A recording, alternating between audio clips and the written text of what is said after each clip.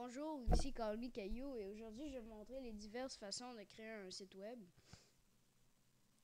Donc la première, donc les différentes façons, c'est les trois que j'ai pu penser au moment que j'ai créé cette présentation. Les trois principales, ce serait par un autre site web, donc un site web qui offre des outils pour créer un autre site web dans le fond, en le codant avec du HTML, CSS et autres langages, et en Flash. Pour faire ça plus interactivement. Donc, par un autre site, les principaux sites qui offrent ces possibilités-là, il y en a des milliers, mais ça, c'est quelques-uns qui sont, dans le fond, dans les meilleurs. Là. Donc, WordPress, Caseo, Blogger, c'est ça. Dans le fond, ces sites-là offrent des outils pour créer d'autres sites web qui offrent quand même beaucoup de possibilités, mais qui donnent une allure moins professionnelle au site. Je recommanderais ça dans le fond plus à ceux qui veulent se créer un blog et non ceux qui veulent un site. Donc, c'est ça.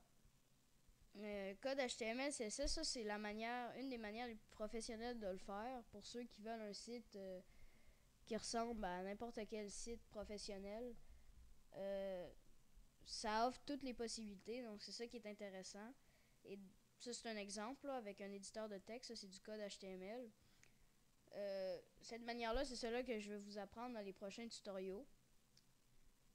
Et c'est ça. Ensuite, il y a Flash. Flash, ça c'est pour faire du contenu beaucoup interactif. Et beaucoup de sites professionnels font cette méthode-là, dans le fond. Donc, ça fait un environnement intéressant pour l'utilisateur. Donc, la seule affaire, c'est que c'est plus dur à actualiser, à mettre à jour.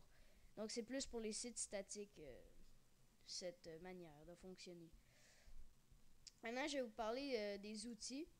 Donc, le principal outil pour un codeur de HTML, ce serait un éditeur de texte. N'importe quel peut faire, comme celui qui vient par défaut avec Windows, ça peut faire l'affaire. La seule affaire, c'est que si il n'y a pas de code de couleur, donc ça aide. En tout cas, donc Notepad++, ce serait un des bons qui offre un code de couleur et plusieurs langages de programmation. Je crois qu'il est uniquement disponible sous Windows, mais c'est ça.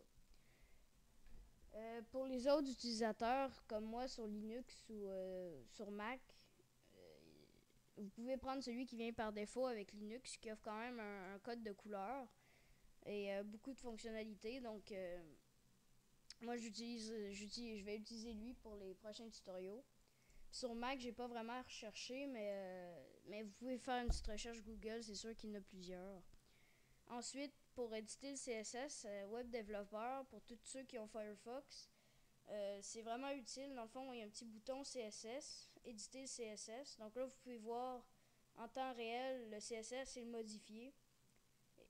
Et ensuite, l'enregistrer dans votre ordinateur. Donc, c'est super pratique. Puis ça permet de travailler efficacement et de voir tout ce qu'on fait en temps réel. Donc, c'est vraiment un outil utile.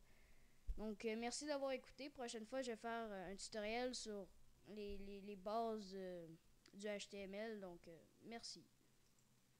Bye bye.